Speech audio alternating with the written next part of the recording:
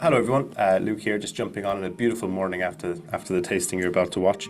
Unfortunately, the very first minute and a half of this got slightly corrupted, so we lost the recording. Now, we didn't discuss much. We discussed David, we introduced David and his new role at Suntory Global as he's changed jobs since we last saw him.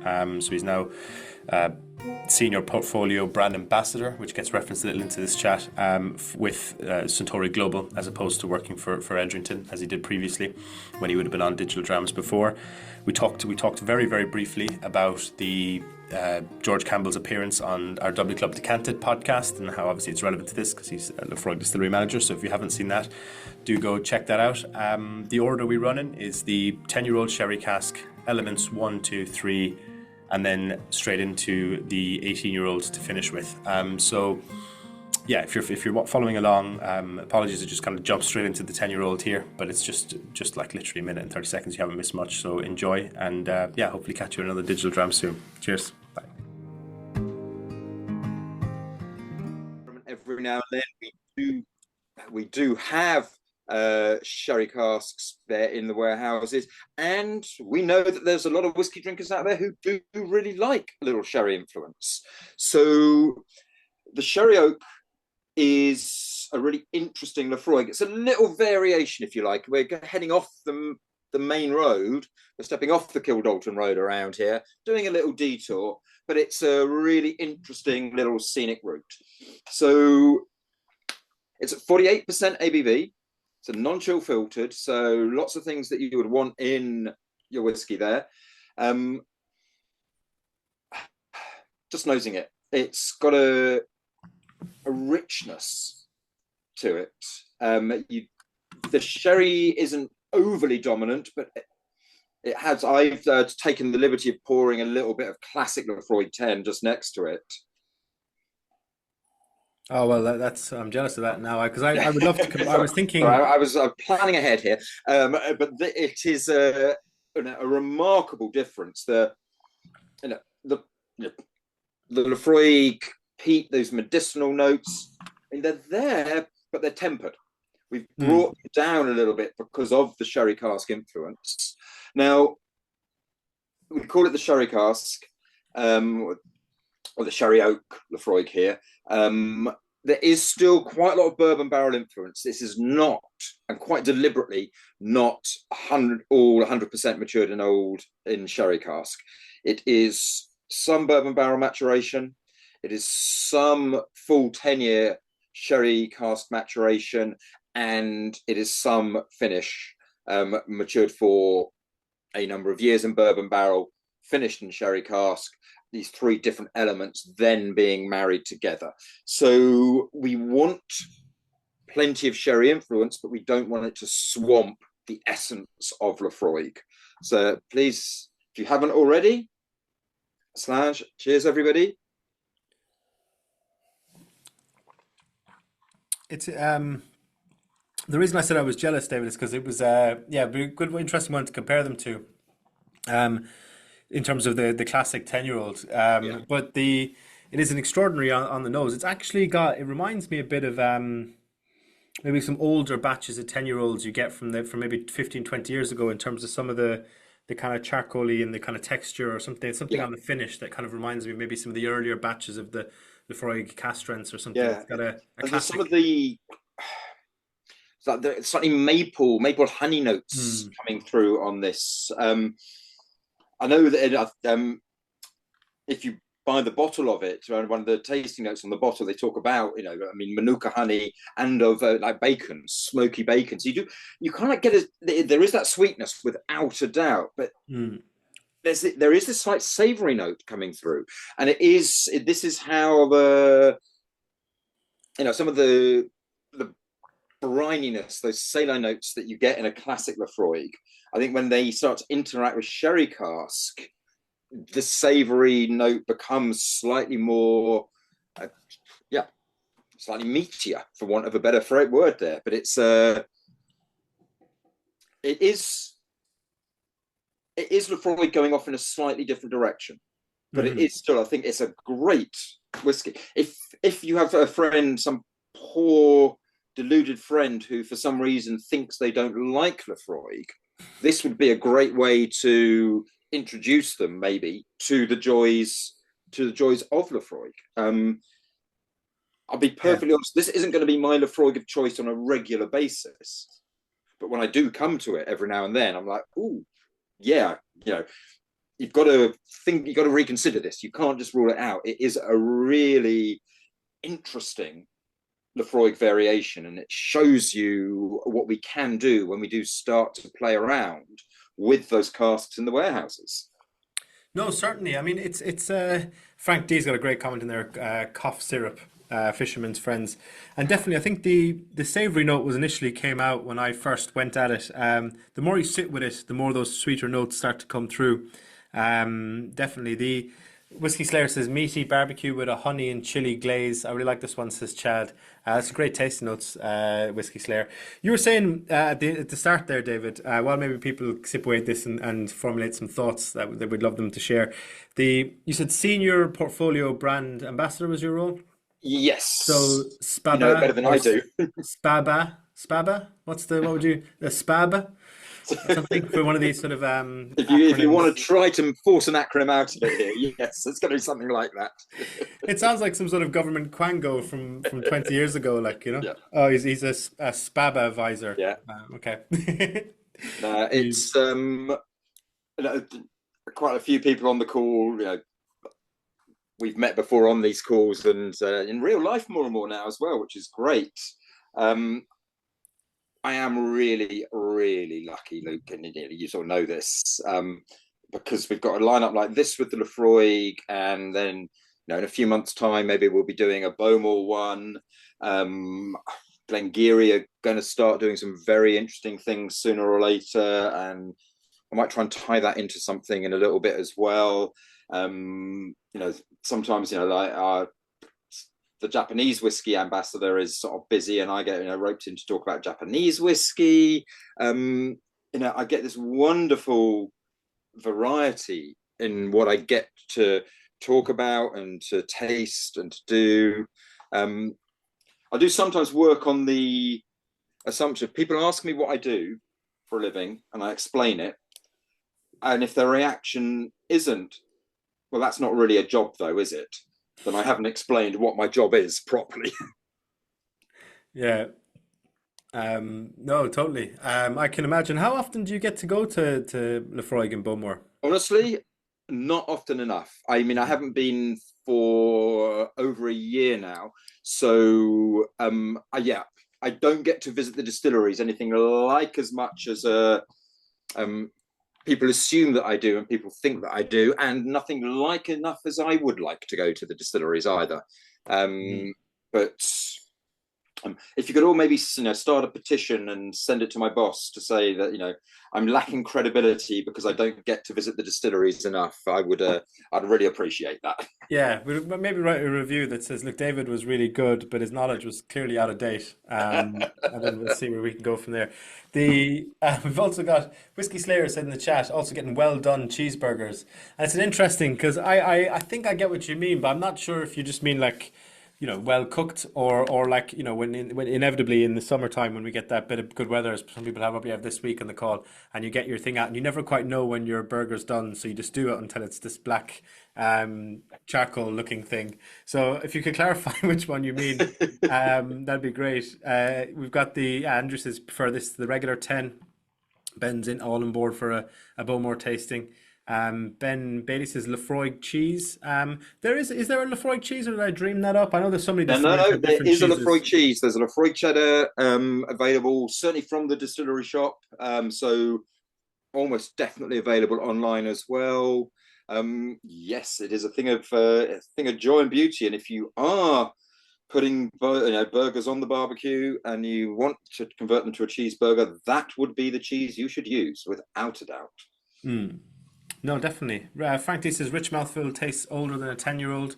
Lovely, definitely introduction to those who haven't tasted a Laphroaig. Ben says at the distillery always get lots of pucks to take home. Best cheese I've had in a long time. The cheese is great. So yeah, lots of love in the chat for the cheese. I have had the cheese probably about 2 or 3 years ago, but it's green in packaging if I remember correctly. I believe so, yes.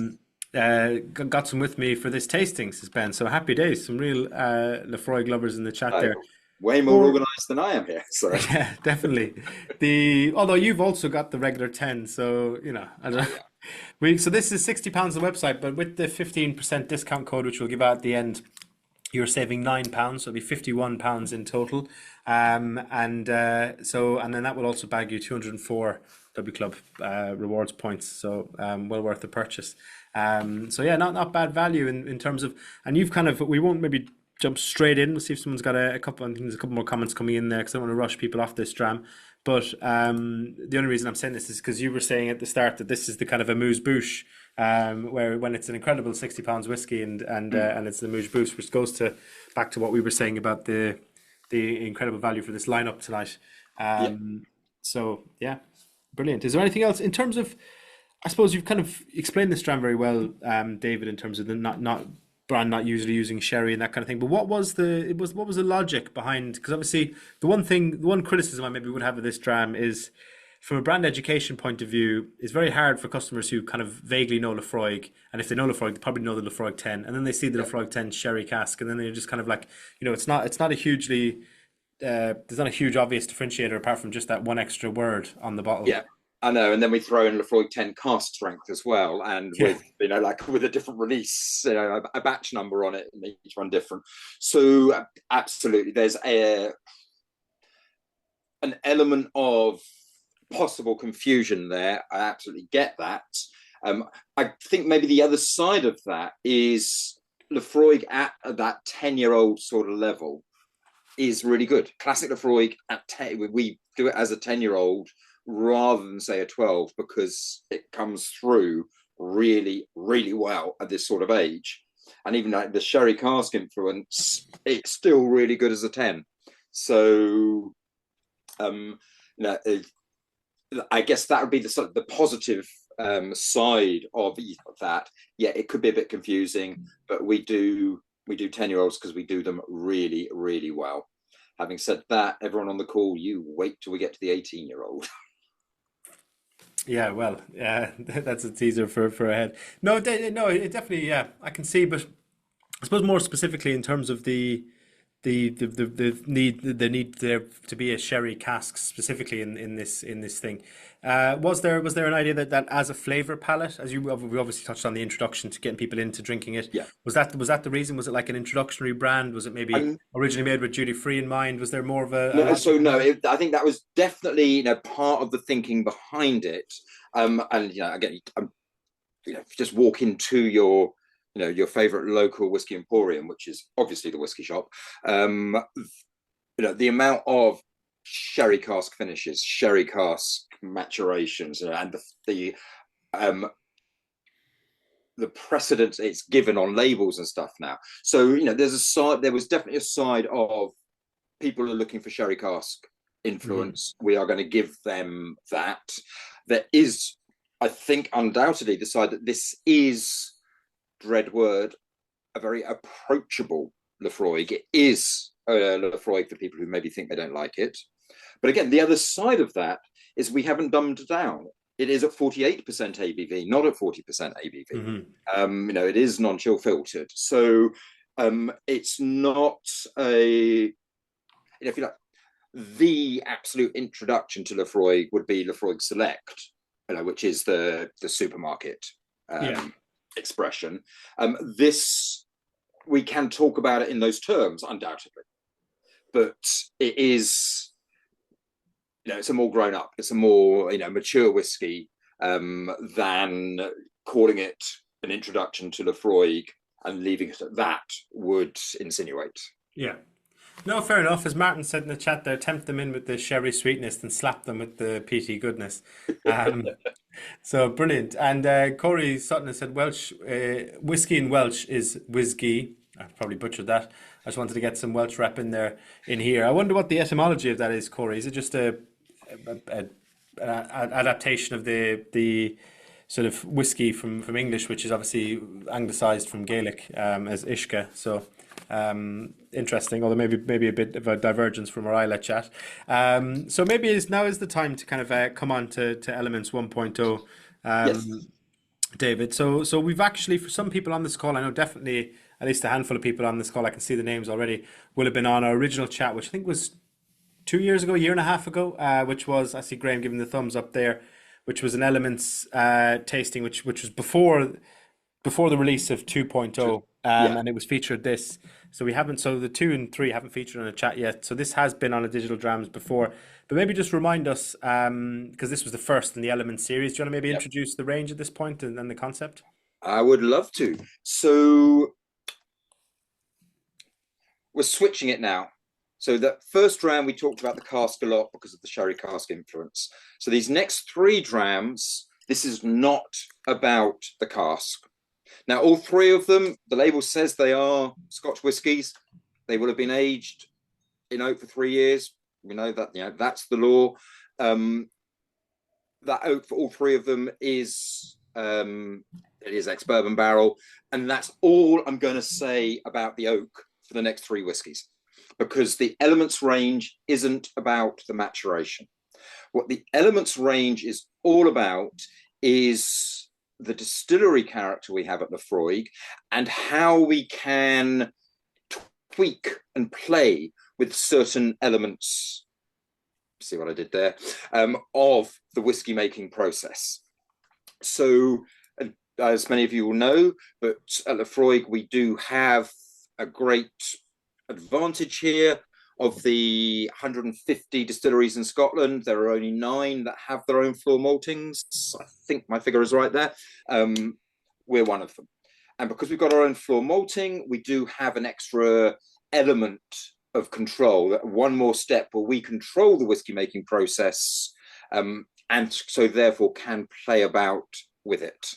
So what is the idea running through all 3 of these elements, and I don't think I'm revealing a state secret here, there's going to be a 4th one coming out later. How can we highlight one part of the process, like either exaggerate it or strip it out, and see what the difference is in the whiskey? So all 3 of them, this is the essence of Laphroaig that we're getting in these drams. But all 3 of them, we are trying to give you an insight into what one part of the whiskey making process is. So compared to the sherry oak, if that was an introduction to Laphroaig, these drams are now, these are for Laphroaig dram fans. These are drams for people who really like to know about the nitty-gritty of whiskey making.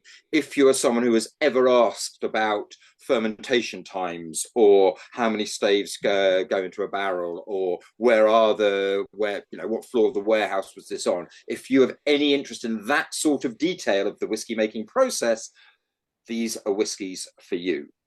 So Elements 1, so I've got like the full bottle of it here. This is what it looks like. Was indeed the first release in the range. And what we played around with this,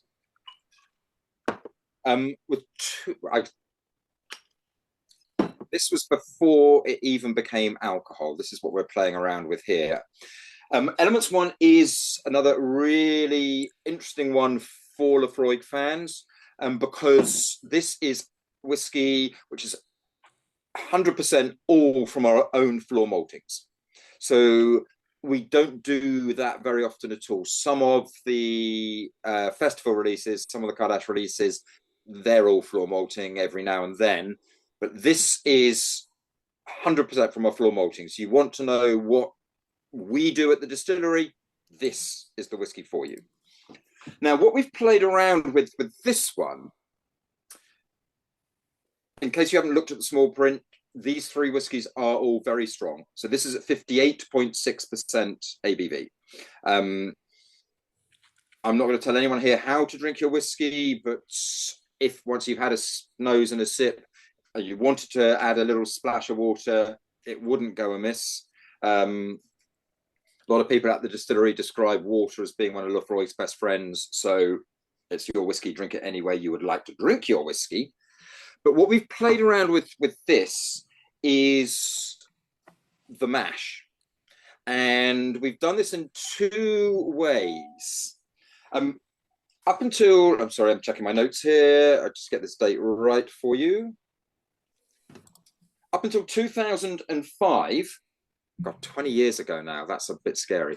Up until 2005, every time we did a batch, we used 8.5 tons as the size of the mash that we were using. Since 2005, we do 11 tons. But what we actually do is one 5.5 ton mash, and we allow that to start fermenting. And once it's started to ferment, we then add the next 5.5 tons of the mash, which stops that initial fermentation because the yeast goes, whoa, what the hell is going on here? And then it gets its act back together again, and the fermentation starts again. But by kind of like doing that stutter, that kickstart of in the fermentation process, we get a little more flavor from the fermentation there. It gives us a little boost. So this, we changed this back in 2005. For the elements, what we've done is used both mash sizes and both processes. So we did one batch, as we do to this day, 2 5.5 ton batches, one after the other, combining. Then we did a separate 8.5 ton mash, like what we used to do back in the old days 20 years ago, combine them together. So you're kind of getting a old Laphroaig, new Laphroaig coming together here. The other thing that we've done with this one,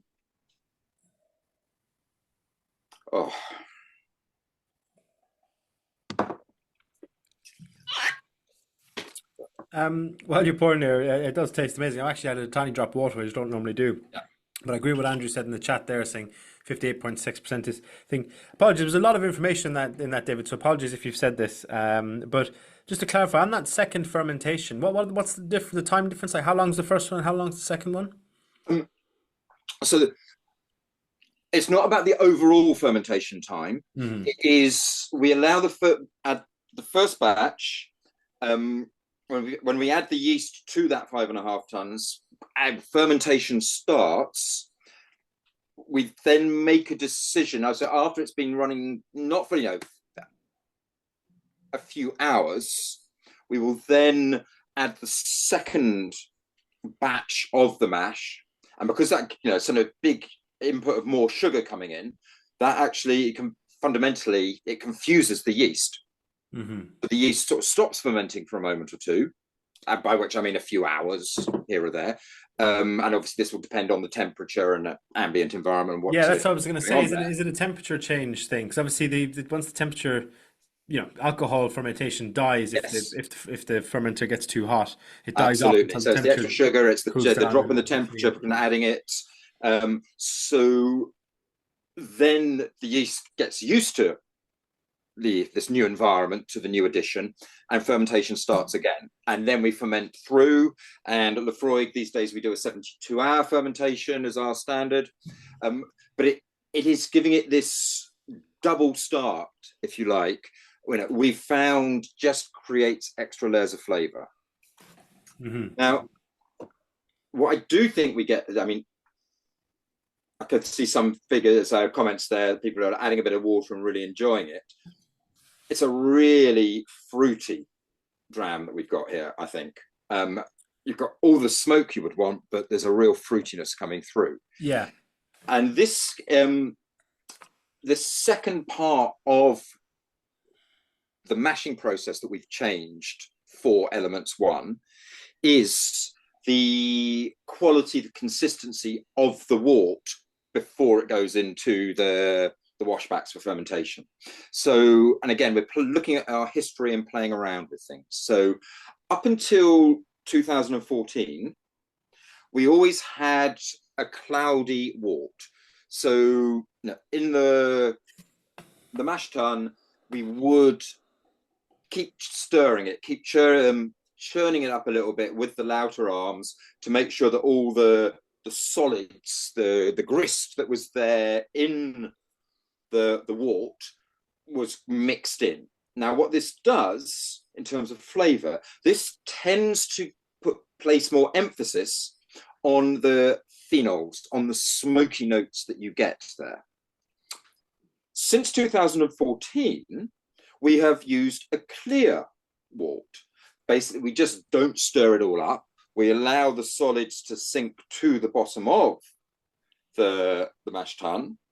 And if you have a clear wort, this actually allows the fruitier notes, and in particular the more tropical fruit notes, to express themselves a little bit more. You get more fruitiness from a clear wort compared to a cloudy wort. And in the same way that we combine two different mash sizes for this, we use the old one and the new one, we've done the same with the wort. We did a batch of clear wort, like we do these days, and we did a throwback. We did a batch with a cloudy wort and combined them together. The idea, hopefully, being that we still get all of the smokiness that you want, know, expect, and love from Laphroaig, but we are trying to boost those tropical fruit notes.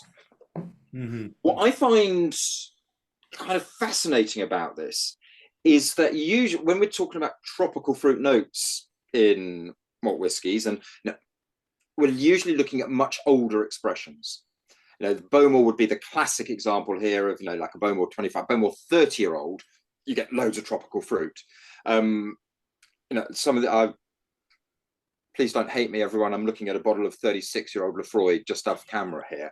It's got loads of tropical fruit to it. You usually expect the theory would be that tropical fruit tends to come from American oak and needs a lot of time to come out, to express itself. Because we've got this extra element of control, and it's almost like what the guys at the distillery are doing, are saying is, we can create those tropical fruit notes here before it even gets anywhere near the oak. And I do think this is a gloriously, there's citrus notes there, but there is a lot, there's sort of pineapple. No, definitely pineapple. And pineapple's come up in the chat a fair bit. What are we, in terms of, I know you said this is about the distillation and the floor maltings, but in terms of age, just so we can get an idea of how removed it is from that process, what's the rough age of this? Well, so I don't know exactly, but so here's the estimate that I'm working on. This is at 58.6% ABV. Laphroaig cask entry strength is 63.5% ABV. So given that the first year of maturation, you lose a higher proportion to the angel share, but it's because it's soaking into the wood, basically. Mm-hmm. But we've only lost 5% of the alcohol.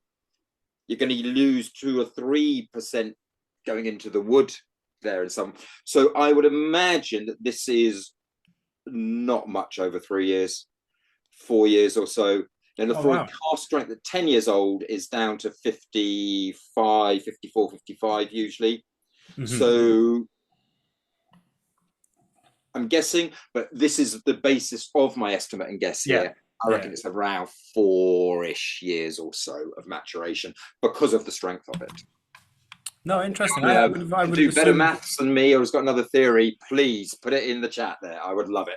Yeah, no, that makes sense with the way you laid it out. I mean, I would have just instinctively assumed, 6 or 7 years old, but that's interesting. See, and I think looking at the color as well, I mean, it's still a very light dram, I think. And if wait till you see the Elements 2, because that's there's not that much wood influence here. We don't want that. That's not what. That's not the point. Yeah. No, totally, and I wasn't trying to. No. Reflecting that, I was just trying to get that understanding of just what you were saying. To put things in perspective, we got some great comments coming in though. Frank says minerally, sweeter with water. Martin says really like that. Some water goes down a treat. Creamy vanilla. Some camphor on the nose. Nice oily mouthfeel and such a great long finish. Lip tingler. Stephen says less smoky on the nose, still a tingle of fire pit with some sweeter fruits, pineapple, taste far creamier, peppery lamb kebab, turns to medicinal, sea salt, not too dry in the finish. Some excellent tasting notes there, Stephen. A lot of people Whiskies. having barbecues tonight, aren't there? It's Yeah, the meat notes are coming through. exactly. I wonder if it's the wheat that's in it or if it's the whiskey. The Whiskey Slayer says wham, iodine, sea salt, then smoke comes through. The fruit grilled pineapple, long finish, loving it. I get hints of melon and Parma ham, says Ian. Would love to try them together. Melon and Parma ham, go for it. Ben says, any idea how long it's matured in for comparison, which is what we've just discussed? And yeah, all best things have a sequel, says Corey. So yeah, we will come on to that in a second. Anyone who's got some final notes on this, please do get them in chats. In the meantime, this now I don't know. I actually should have checked this before we came on. I know we have incredibly limited numbers of this in stock in the whiskey shop. So it could be as low as single digits, at least on web, because obviously this release actually came out 3 years ago. So it's 182 at retail. With the discount code I'll give you at the end, it's going to be 154.70. So it's a good £27.30 saving. So that's kind of good one to bear in mind. So yeah, if you're interested, do pick up a bottle. But I can't if they after the tasting you see they're sold out. I can't promise we'll get them back in. Although do check for click and collect if not. Marvelous. One of the things, so I'm going to talk about the packaging more with the Elements 2 because I've got the packaging. But on all the bottles as well, there's a little code along the back, and the numbers are very difficult to interpret. But this Elements 1, it says 5932574/TF, and the TF is for tropical fruit. Oh right, So I thought it would have been something else. Code on the bottle, where at the distillery, everyone's taste buds seem to pick up a lot of tropical fruit. Yeah, there's tropical fruit in this. Yeah, they weren't going, oh, thank fuck. So marvelous. Well, on that note, we'll come on to Elements 2.0. So tell us about the packaging there, David. So this is what I really love about the Elements range. One of the other things. So it does come in a rather beautiful box. And when you open the box and you take your bottle out,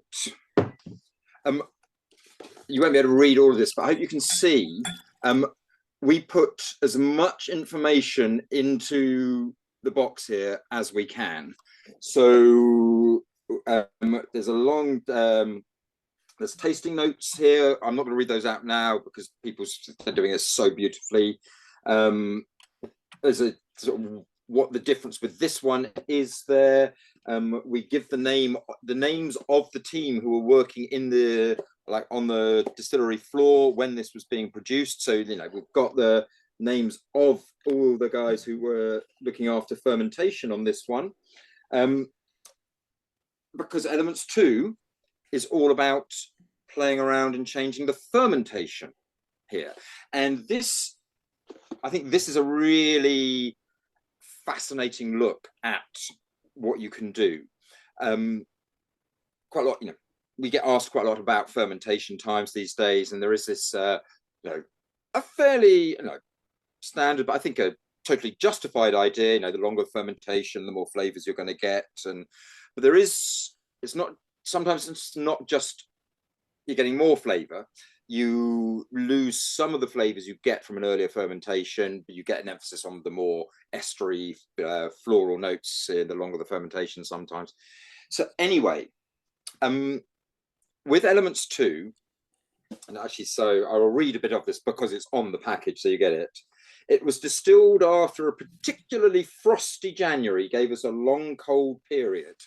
So I remember speaking to Barry McCaffer, who was the distillery manager at the time when this was launched, and he was sitting in his office at the distillery, and he actually said, "Oh, it's snowing," and it was shock, surprise. He didn't expect that, because the truth is that in Islay, it doesn't get that cold that often. It's very rainy, the wind blows a lot, but they don't get that much snow. Basically being an island, so getting snow, the temperature dropping to that level was a bit of a surprise. And this is something that had happened a few years earlier. And because the ambient temperature dropped so much. Open some windows in the room where all the washbacks are. They realized that the low temperature meant that we could start playing around with fermentation times. But it's not just about doing a really long fermentation. We've got 6 washbacks, and they decided to do a different length fermentation in each washback. So the first one they allowed to ferment for 55 hours, which again is a bit of a nod to the past, a little trivia, because we used to ferment for around 55 hours. So we did one washback, 55 hours fermentation. The second washback, 67 hours fermentation. The third, 79 hours fermentation. The fourth, 91 hours fermentation. The fifth, 103 hours fermentation. And the sixth and final washback fermented for 115 hours. So, the 115 is a great figure. It's like, wow. And yeah, it happened. We did that. But it's about combining from 55 hours and those flavors, you get the emphasis on there, where you get more of those slightly, bready, malty notes, right through to 115, where you're going to get much more of those floral notes coming through, and the other 4 stages in between as well. So this is a whiskey. Any one of you who's ever asked about fermentation times, try this. Have a little taste of this one. And again, all of those details are on the packaging here. We give you all the fermentation times, the peak temperature while we were during fermentation, it went up to 33 degrees Celsius. Look at this. So when we get to 60 hours or so of fermentation, this is when the orange and apple fruity flavors start to emerge.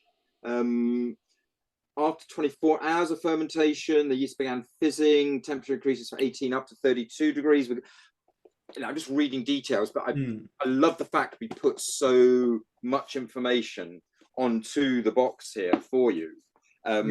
This really is a whiskey where every whiskey has marketing behind it. We know that. But we are trying to give you as much information as you might want here with this one. And with this, so I'm hoping there's some tasting notes coming up, but there's a code on this bottle as well. And where Elements 1, TF, tropical fruit. TF, yeah. This one is ZA. I'll leave people to maybe hazard a guess as to what ZA is for this.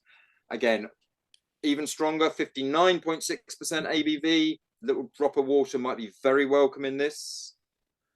Yeah, that's interesting. I mean, we this one for me personally is a lot spicier and a lot more complex than the first Elements. And maybe that's also a slightly higher BV, but it's good. Ross has got a comment saying I don't get much on the nose of any of these. I must say he's wondering if it's just his hay fever, if it's a thing. I do think compared to some, not just Laphroaigs, but Laphroaigs also, but also just in general peated Isleys, these ones aren't super peaty on the nose, very much in the palate, but you don't get, like, sometimes when you open an Ardbeg or something, you can smell it from across the room. There's definitely, at least this evening, I also would agree with Ross, I'm not getting that at least from these Elements. We've also got some, we've got salted caramel as a taste note. I think this is more about orchard fruits than tropical fruits. Jasmine zesty said zesty aromas. Is that what it was, David? 50% right there. 50% right. 50. Okay. Zesty apples. Very smooth in comparison to other Laphroaigs. Defo fruity and less salty. Massively different for me. Get more orchard fruit / green apples, perhaps, but with some citrus notes. L2 much more sweeter than the L1. Tinned peaches, then sour plums in the finish, and cough syrup. Finish not as long as the L1. More mouth coating / creamier, says Mark. Some interesting taste notes there. We've also got a question there about will there ever be a re-release of the first one, like a Laphroaig 1.2 or whatever? No, Fred, no. These are, once they're done, they're done. I think, if you just imagine the logistics of changing mash sizes, doing 2 different mash sizes, the logistics of doing it for the second one, doing 6 different fermentation times. So you're putting your whole production run almost on pause for a week, because you are allowing this batch to ferment for so long. So we will do maybe some further elements in the series, but we won't revisit what we've done before. It is such a pain. It's such a pain, basically, to do it. Just to go some of those tasting notes. Wow, what a crowd we have here. So ZA is zesty apple. So anyone who was thinking, orchard fruit, apples came through, green apples came through quite a lot. This is, it is the orchard fruit coming to the fore a little bit with this. So I was going to go Zut alors. Like that, We are. One of these days, we'll do a cognac tasting, and you can get away with that. But yeah, I was going to say my jokes are bad in multiple languages, folks, from Gaeilge to Francais. The Timo says honeydew melon and pieces for me. It's much more brighter and fresh dram. Peaches, I presume that's meant to say. So apologies if it wasn't Timo. Yeah.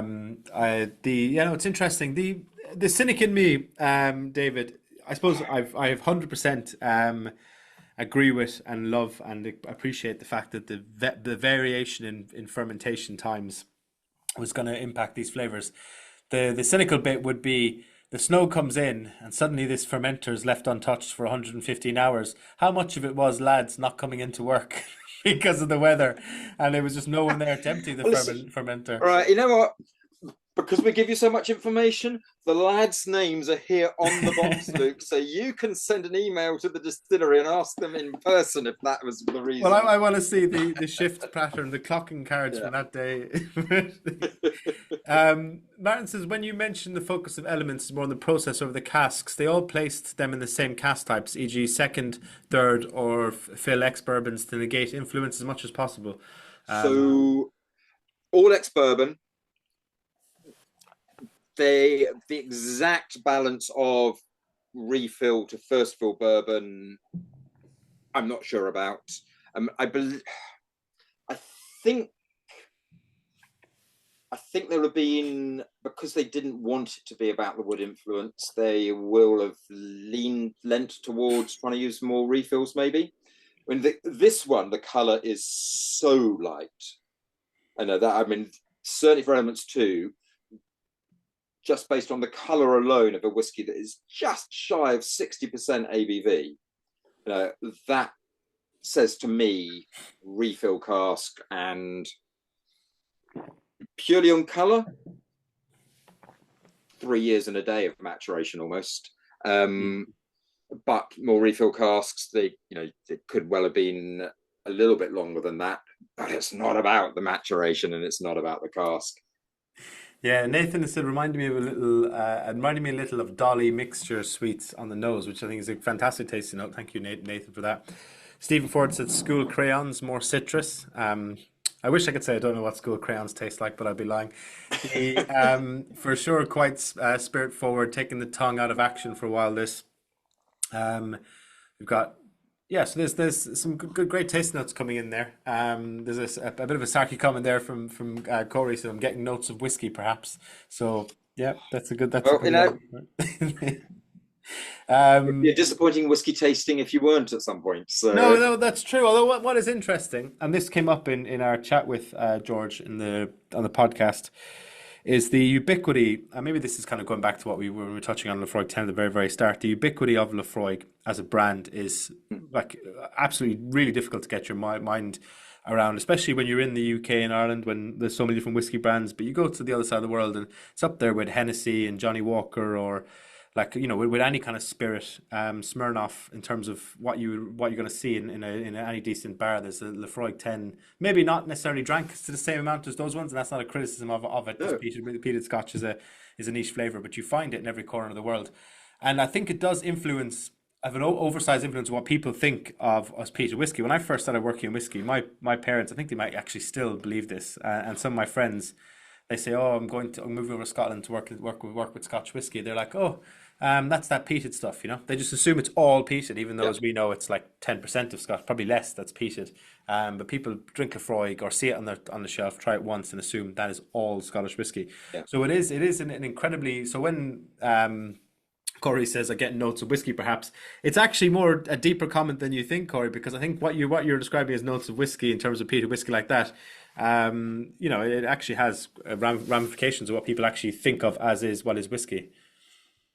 No, absolutely. And to your point, you see it everywhere. So there's, I think, a couple of things here. So one, historically, Ian Hunter, who owned the distillery up until the 1950s, played a huge part in creating Laphroaig as an exported whiskey. He spent so much time cracking the United States basically with the Laphroaig, but he sold his whiskey, he sold Laphroaig around the world. So it is the whiskey you see around the world. It's the peated whiskey you see around the world. And I think the other side of this, just to consider and think about.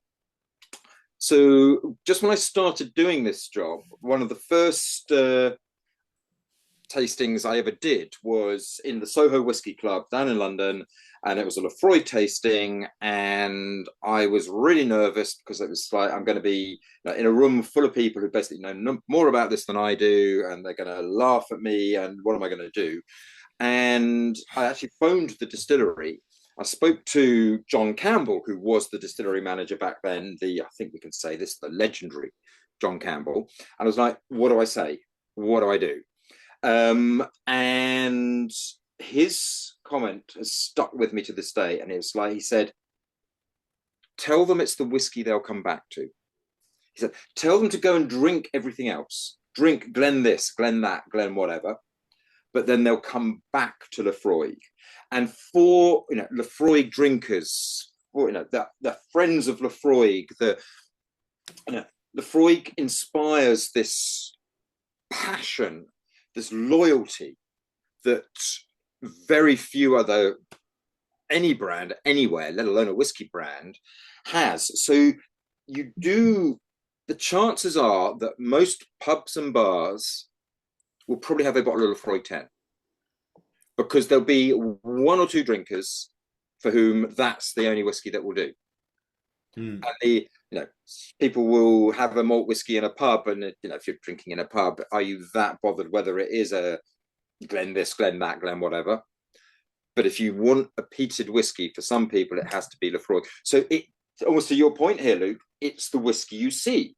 It is, to Corey's point, it tastes like whiskey because it is the whiskey that people associate with that peated flavour. Mm-hmm. No, certainly. And Elan Co, apologies if I mispronounced your name there. I've said you don't use the either you love it or hate it. The other line is like dividing opinions. Absolutely, yeah. Opinions welcome. You'll never. What Laphroaig is these days is unforgettable, and please forgive us. That would be unforgettable spelt with a PH. We've done, you'll never forget your first Laphroaig. You'll always remember your first Laphroaig. Love it or hate it, Marmite, divisive. And it is all of these things. But what it is now is unforgettable. Unforgettable, excellent. So speaking of unforgettable, so we're going to come on to the 3.0, I suppose, or if you don't mind, that'd be good to hear for that. Very happy to, yes. So I kind of questioned the integrity of the hardworking distillery staff there. My last question about the fermentation times, but this one I believe really is a mistake. This is someone screwed up here. Yeah, and it was so Elements 3, and as you can see, I have a very basic sample bottle of it here. This one is all about the peat and the peating process, more accurately. So at Laphroaig, so when we peat the barley, we for classic Laphroaig, everything we do do like a cold smoking process. Fundamentally, we set the peat burning, but we don't want to see any flame. It's always being tamped down. We just want cold smoke to rise and pass through the barley. If you're ever at the distillery and we are peating the day you're there, if you ask nicely, you can put your hand into the kiln and just let the smoke rise above, and you will not get burnt.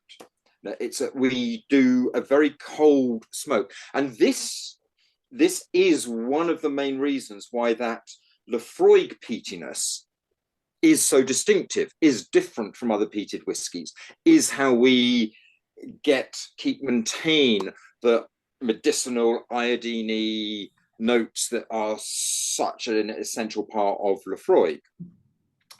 With Elements 3, there was absolutely a mistake was made, and it was so Barry McCaffer, who was the distillery manager before George, before he became distillery manager.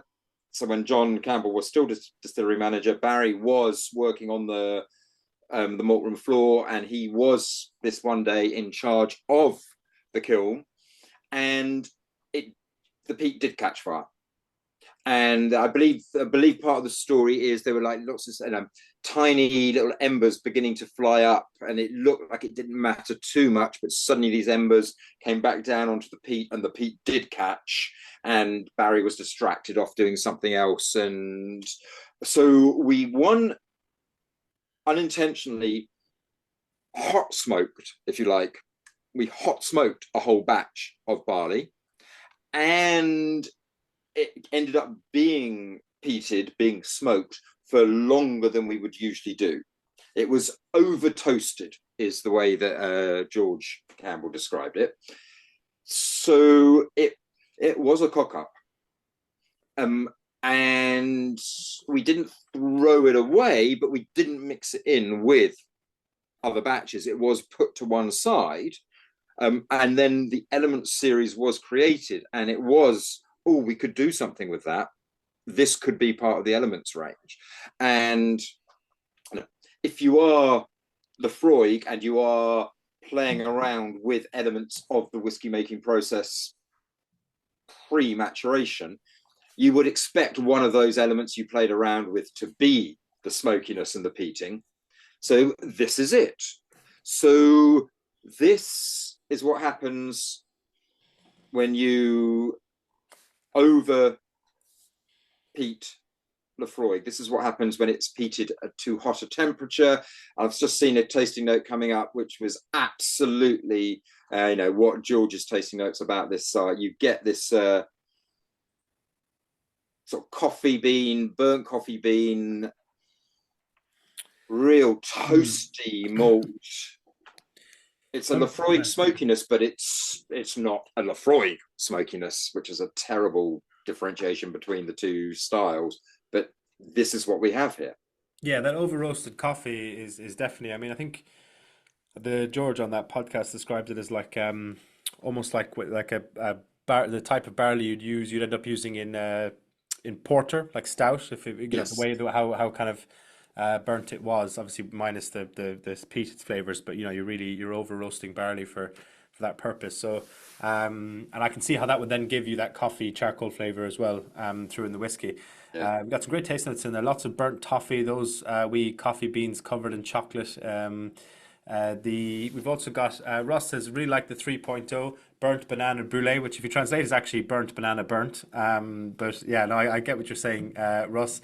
You are such a linguist tonight. Oh, well, I'm telling you tonight. Yeah, that Duolingo owl, he's been helping me out.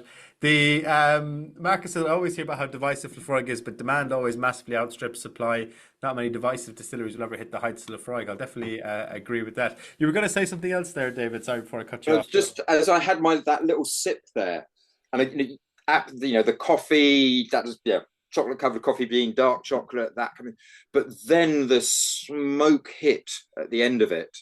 And some of the comments, and you, Luke, say we're not getting that much smoke sometimes on the nose with these ones, but wow, the intensity of the smoke that comes through, if you like, after the coffee hit on this. That was what was making me go a little bit wow with this one.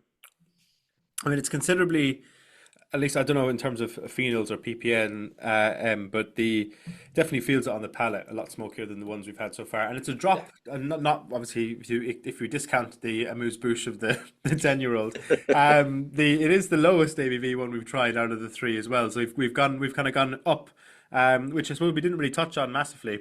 The first one was 58.6. Then we got up to 59.6, and now we're dropped down again, which I don't have in front of me, but I'm sure you all have it. Yeah, I need you for this one. 55.3 on this one, so yeah, we're dropping again. Yeah, and again, I would suggest, and again, a little more color to this. So I think maybe a little more age. Not about the age, everybody, but we've got Martin says really is about the finish on this one. Suddenly hits you, gets dry / smoky, but more toasted oak / bonfire smoke. It really does kind of unfurl, all right, as you sit with it. It's quite interesting. Do you have the code or for us to guess? I'm afraid I don't, because I got the sample bottle here.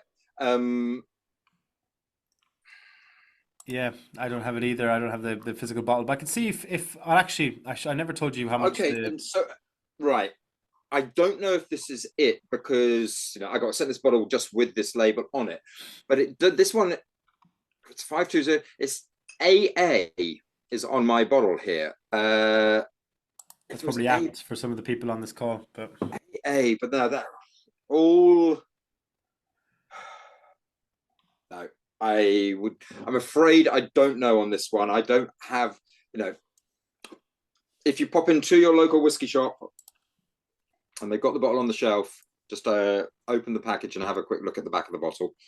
So it will be the back of the like bottle. This. It's on the back label of the bottle. So I definitely have a picture of the back of the bottle somewhere on this computer, but it would take me far too long to find it. If I can find it between now and tomorrow, I'll include it in the email for the recording. Just on this is Laphroaig 2.0, which I forgot to before we moved on to this. So dropping back a chapter, 177 in terms of price. After the discount, that's 150.45. So you're saving 26.55, £26.55 with that one. And this one, the Laphroaig Elements 3.0, 170. So you'd be roughly saving again that as well. So they're no one's in there cheap. But I think compared to some of the drams out there, that's actually not bad value, especially after discount for the limited nature and the quality of the spirit. So either for yourself, or remember next month is Father's Day as well, folks, so don't forget that too. One to pick up. I hope you're researching rather than frozen there, David. I am, sorry. Yes, I am. I do have I've got the sell sheet for Laphroaig 3 on my work computer here. But it doesn't give me the code anywhere, I'm afraid. So, good tasting notes: a roar of intense peaty characters, singe and warm the palate, intermingled with notes of roasted cocoa beans and bitter dark chocolate. I think everyone seemed to be getting this sort of aroma there.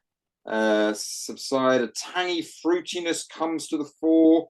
Introduction of blackberry, plum and gooseberry notes with indulgent characters of creme brulee. So, if I didn't know better, I'd say most of the people on this call were actually writing the tasting notes for the bottle here. Robert Langer said, I've got 9552574/CN is my code. So CN. So where you're getting that from, Robert? Cocoa, coffee, char, coffee notes, charred notes. You've got the actual 3.0 bottle with you, Robert. Excellent. It's brilliant. That's great to hear, Robert. Coffee. Hey, look, you're going to get paid this month. How wonderful! Cacao nibs, says Martin. It's almost like a peated version of Glenmorangie Signet, which is a great taste note from Mark. I think in terms of the end of what you were describing there in the sales sheet, I think that lines up. No, absolutely. And tying that in with what George said to you about, it would be the sort of barley you'd make a porter from. That absolutely ties in with that Glenmorangie Signet profile and what they were doing with that. And just to establish my credentials as an equal opportunities drinker around here, wow, what a whiskey the Signet was. Yeah. No, it was a tremendous dram. This whiskey and Paula Abdul album sounds like a lit night. Um, Someone's slightly showing their age there, I feel, but it's like, yeah. Fair enough. Brilliant. So cacao nibs or coffee nibs. I mean, I feel like that's too niche for maybe for the back of the bottle, but maybe I'm wrong. Um, yeah, maybe coffee notes. I can't think of what else it could be. Um, yeah, I don't know. Marvelous. So this one is 170. This is an interesting dram. In terms of all of these, David, what are we talking about in terms of limited nature of the release? We are talking a few thousand bottles here, but now I was reaching for another notebook because I was on a call with Callum Fraser, who's the whiskey maker for us these days, and I know Another former guest of our podcast as well. He is a great man. So, right. So for the Elements 3, 57 casks went into the batch. So that would be 57 bourbon barrels. It's a few thousand bottles. It's not 57 casks and that's it. It's that's not the biggest number in the world. And I'm afraid, yes, I don't know exactly how many bottles, but that 57 casks is for the release globally. So it's not a huge amount. But if you think about everything, the way we're talking about this whiskey, what we're talking about, or for all three in the range, this is not the sort of conversation about whiskey that is going to convert a neophyte to whiskey, or this is the reason you should switch to drinking whiskey. These are whiskies for people who know a fair bit about whiskey already and are really interested in finding out not just what changes but how it changes, why certain parts of the whiskey making process have an influence. So it's every one of them, there will be a few thousand bottles available, but that was a few thousand bottles around the world. Yeah, brilliant. Ben says nice profit from a cock up. Good use of unsellable products. We don't like wasting anything. It's anything but unsellable. It's definitely not unsellable. I think it's a gorgeous dram. And yeah, no, it is. The brilliant, and I suppose the other thing that people don't talk about, I'm actually not sure what the case is in terms of Laphroaig, but a lot of our favourite Scotch whisky brands, either a high percentage or often a majority of what they produce doesn't actually end up being bottled under that brand. So we shouldn't be so naive as to where some of our whiskey goes. But yeah, I get where your sentiment is, Ben. Definitely. The marvelous. So will we come on to, unless anyone's got any more points on the 3.0, and that is a really interesting dram. It's such a contrast to the first two. I can't get it actually out of my mouth. It's definitely got the longest, most intense finish. But we'll maybe slowly come on to the 18. Absolutely. And Luke's setting us a good example here, everyone. We're coming down in strength now for the 18-year-old. It is a trivial 48% ABV here again, and I really don't want it to, be diminished because you've just been drinking whiskey up at 55% ABV. So maybe a good little palate cleanse with a glass of water. Just reset your palate. If you have any coffee beans near you, sniff them. They're actually good for absolutely. that. I've always quite liked the idea of, way to reset your olfactory system is smell yourself. So yeah, I was just going to say that. For anyone who doesn't know, smell the back of your arm. It resets your palate. And sorry, Luke, I just saw a comment come up, which was something about I loved the 16-year-old. So, and then haven't tasted the 18, but the 16 was stunning. Right. So, do you think this is the case of mistaken identity, or no? What I thought the 16. So Laphroaig, there will still be bottles of it around. So this is the Laphroaig 18-year-old, and we haven't had it. This came out just at the end of last year. We haven't had an 18-year-old Laphroaig in the range for over a decade, for about 11 years. So there used to be an 18-year-old, and if you get one of the old ones, lucky you.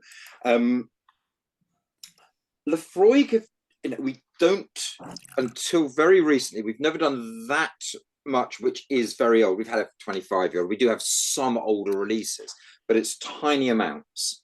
And we stopped doing that 18-year-old a decade ago, basically because we didn't have enough stock to be able to guarantee consistency with it. So there was that period where Laphroaig were releasing, we did, I think, at least 3 releases, all of which were brilliant and beautiful in their way, but non-age statement whiskies. So quarter cask, and quarter cask will be the whiskey that's the hill I will fight to the death on, as how good a non-age statement whiskey can be.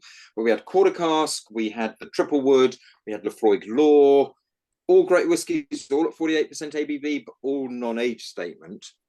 And it gave us a little breathing space to start to build up some aged stock again, and to build up enough that we could get some consistency.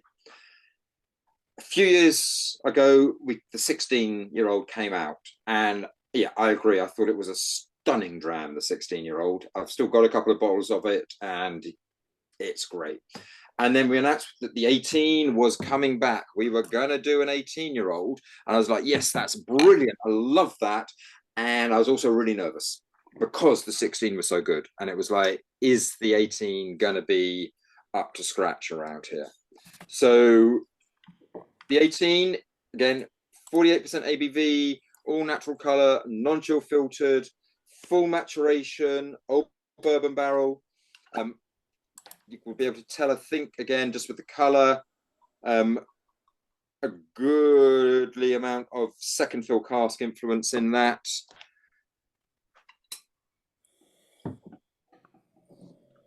I was not disappointed with the 18-year-old. The nose is so it's so fresh and light compared to what we've just been tasting. I get this glorious, almost like lemon sherbet, lemon sorbet freshness to this. Yeah. It's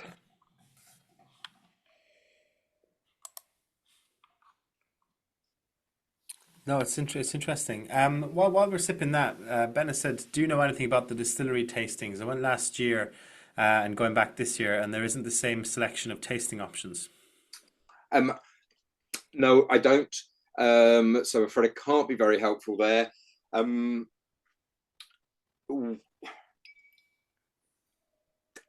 guessing, but it is a guess, they would have run out of certain bottles. If it's the tasting you're thinking of, like actually tasting from the casks, yeah, maybe it's they haven't got the casks available that you would want to draw from. I really don't know. I'm afraid. I'm talking to myself and making things up here. So sorry, I should have just cut that short and said, "Sorry, Ben, I don't know." This is, yeah, no, fair enough. Robert says, it was the old 18-year-old that got me into single malt. Have always preferred it to the 25-year-old. Remains my favorite dram. Wow, that's super surprising. So light and delicate. Thank you, Ben. Thank you for your answer to the question. It's actually, in terms of mouthfeel, texture, it's actually probably the closest thing we've tried tonight that reminds me of the classic 10-year-old. Agree, and I think so that is this full bourbon barrel maturation.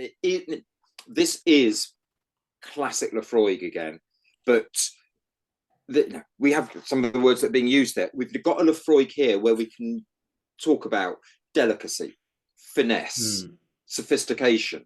Now, these are not words that we often use with the Laphroaig. Look at some of the other descriptions that would come up from all the other whiskies we've tried, but this is a Laphroaig that's got that. And so I guess one other thing I want to say about this, and that is, we are now talking about an aged whiskey. It's 18 years. Let's talk about the wood for a little bit. But I want to sing the praises of the refill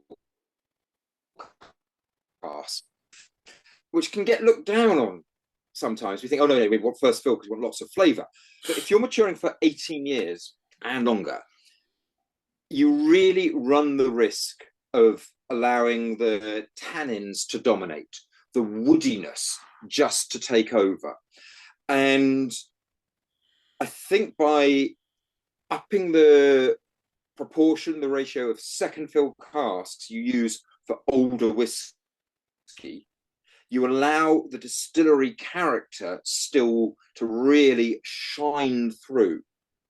It's 18 years. There is a little, there's a certain spiciness to this. Is an element of dryness, but it's a really juicy 18-year-old dram. This one, I think, it's not woody and chewy and heavy. It's got the smokiness is taking a bit of a step back, maybe, but it's still got all of that Laphroaig smoke is there. You just have to work a little harder to find it, maybe. But yeah, those citrus notes that are coming through, maybe there's a little bit of that cigar boxy, leathery note too. It's incredibly. I mean, I don't want to be speaking pastiches, but it's complex. But it's interesting in terms of what you said about juicy. Like the finish actually makes your gums salivate. So it's. I mean, it's been a few. I think maybe a Dunville's Paolo Cortado. There's a few whiskies I can remember that have done that for me, where after you've drank it, the finish just allows your mouth to kind of keep producing that kind of saliva. It's actually an extraordinary dram. Might be one of my favorite drams I've tried in a while on these digital drams. I think doing tastings with this, honestly, I kind of, can pour this and I just sort of step back and I sort of just smile because I can't wait for people's reactions to it. And it seems to be that comments in this is such a glorious expression of what Laphroaig can be when it is a little bit older, but it's got a vibrancy to it. It really does. Yeah. Let's talk about saliva here, Luke. Yeah, my mouth is just salivating. It's like, it is glorious, this dram. Yeah. It is like a vermouth, or maybe certain white wines that have that impact on your gums as well. The Rosta says, would you suggest a drop of water with the 18? I mean, we discussed on the elements. What do you think, David? I'm not. Feel free. And again, partly maybe because we did have those stronger whiskies earlier, and I'm finding this really, easy to drink and get flavour from. I know I'm not getting an alcohol burn from this at all in any way. Let's see. While you're adding a drop of water there, we've got some great taste notes coming in. Graham says lighter than the 16 would be difficult to say which one I prefer. Very juicy, fruity, chewing gum. This is totally different to the elements. Very smooth, earthy, fruity, orange. I see Cairdeus 25 has gone on sale, says Mark. How are sales going, and do you have any more info regarding it? I have no idea, and I'm afraid I have no idea. Fair enough, an honest answer. Marvellous. So in terms of how was it with a drop of water? I haven't added it to mine yet. It brought a bit of the fruitiness, a bit more of the orchard fruit. I think Russ just said he doesn't think it needs it. And honestly, I think Russ is absolutely right. I don't think that improved that dram at all. So my suggestion, having just added water to that, is don't. Fair enough. Whisky says after elements, this is an alco pop. I get what you're saying. I'm not sure I'd go that far. Corey Sutton says, move over RuPaul's Drag Race because we've got Luke's Whiskey Race, amazing sesh. So thank you, Corey. In a blind tasting, I would never believe the 18 was a Laphroaig. So that's interesting to say that, Chris, because I would be maybe the opposite of that. I would have guessed this was like a mile away.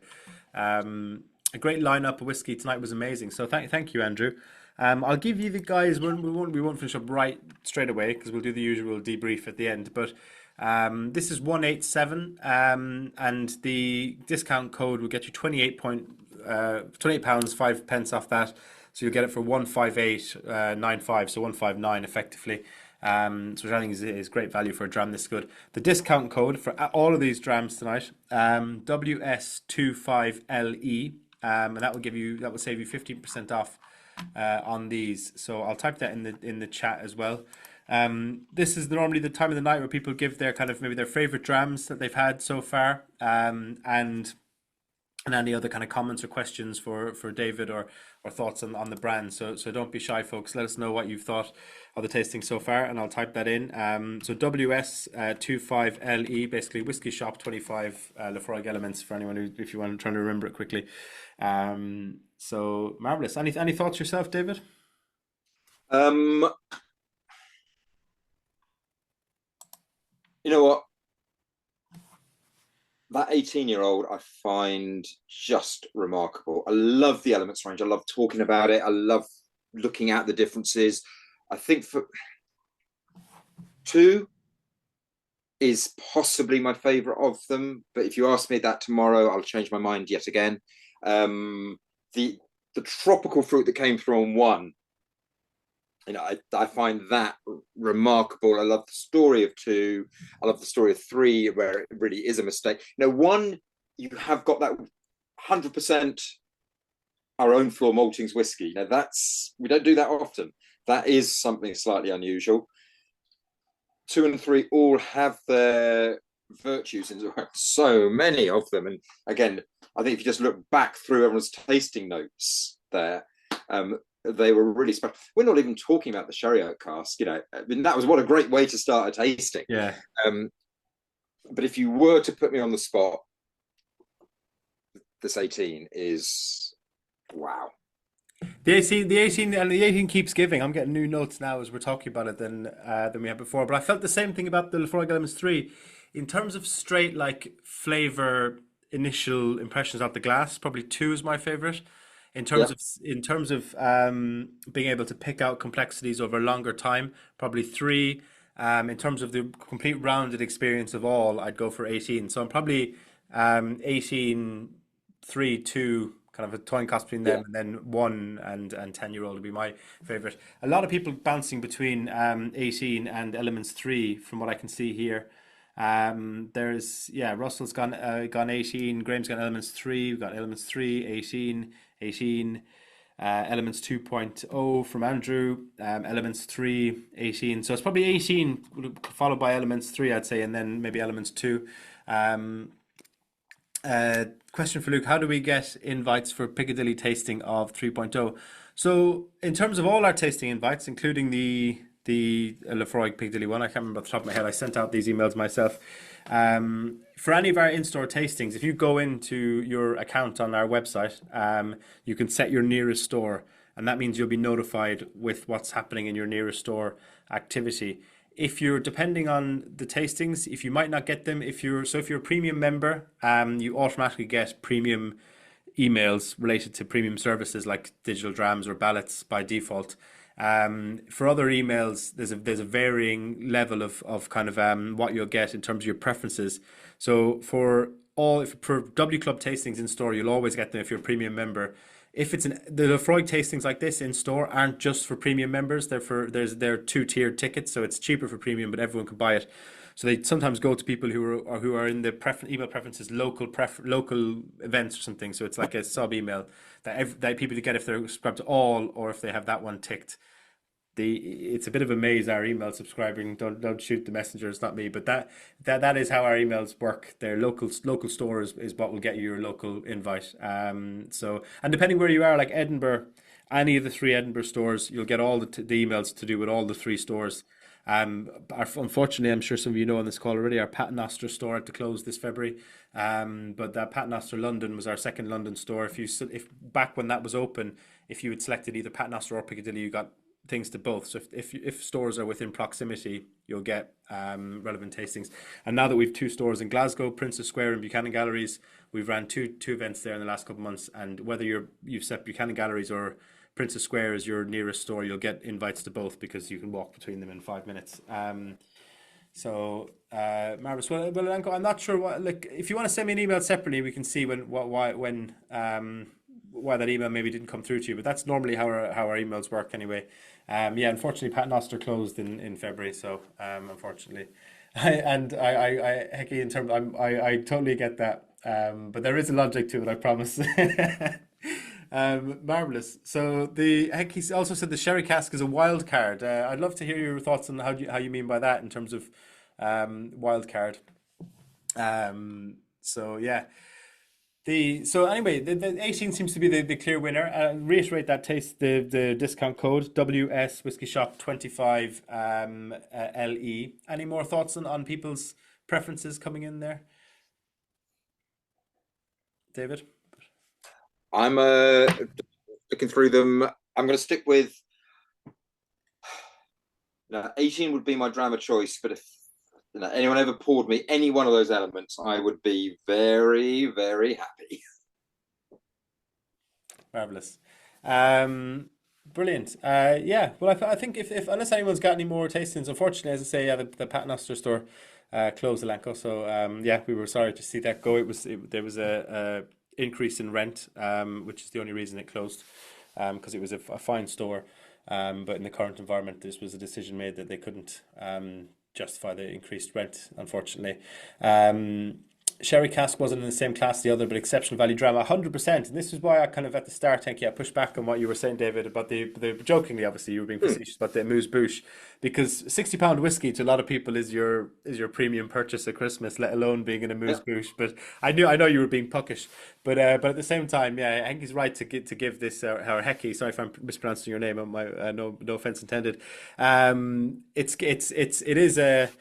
Yeah, it's an exceptional dram, which shows the quality of what we had in terms of this flavour tonight. That's such a a well priced and exceptional whiskey is your kind of discarded amuse bouche that people forget after having the fillet steak you've forgotten. So yeah,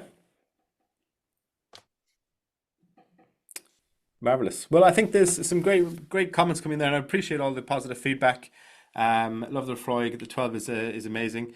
So yeah, thank you for all your feedback, folks. If you've any other questions or anything that we've missed in the chat, or from myself or David or anything, if you've the same email you got this tasting invite or the Zoom link from yesterday, do send them on.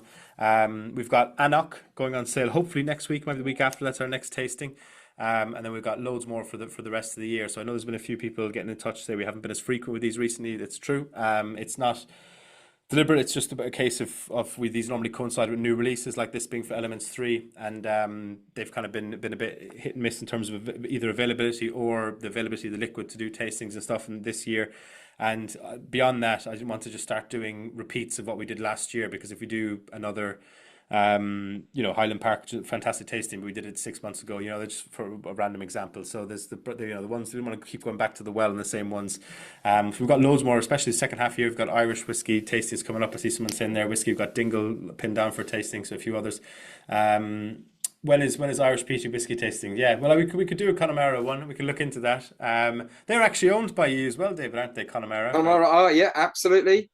And we do the truth is we do very little with it. We've got Connemara, we've got Tyrconnell, but in our brave new world of Suntory Global Spirits doing things, never say never. Let's see what's going to happen. Yeah, marvelous. Well, you get on the blower to your colleagues Michael and Alice, and I'll do the same on my end, and we'll sort something out. Maybe I'm not sure there's enough in the Connemara range to do a full tasting. We could do a Cooley distillery tasting, maybe with some Kilbeggan and with some Tyrconnell and Connemara on it. Be a good one. Yeah, absolutely. Marvelous. Well, brilliant. Thank you for your time, David. Thank you. Seriously, everyone. I love doing these things. It's such a pleasure. So thank you all very much indeed for your contributions, of just being there, and for being whiskey drinkers, because we're not bad people, are we? No, definitely. Brilliant. Marvelous. Well, thank you for your time, Dave, and we'll talk to you soon, everyone. See ya. Bye. Thanks very much indeed, everybody. Bye.